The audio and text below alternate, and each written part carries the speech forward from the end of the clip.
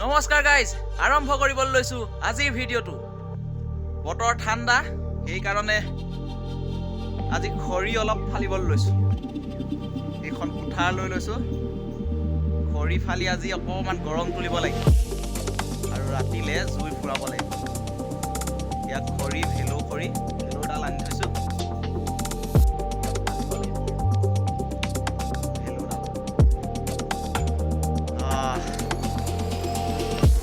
ঠাণ্ডা পৰিছে, এই ঠাণ্ডাত জুই নোফোৱালে নহ'ব, জুই ফুৱাব লাগিব। গা ধুবলৈও গৰম পানী কৰিব লাগিব, ঠাণ্ডা পানীয়ে গা ধুব নোৱাৰি। খৰি মেইন এতিয়া, খৰি নহয় জুই মেইন এতিয়া। এইটো বতৰত জুই হ'ব মেইন। ব্যস্ত হৈছোঁ এতিয়া খৰি ফলাত। এইখন কুঠাৰ লৈ খৰি ফালিব লাগিব।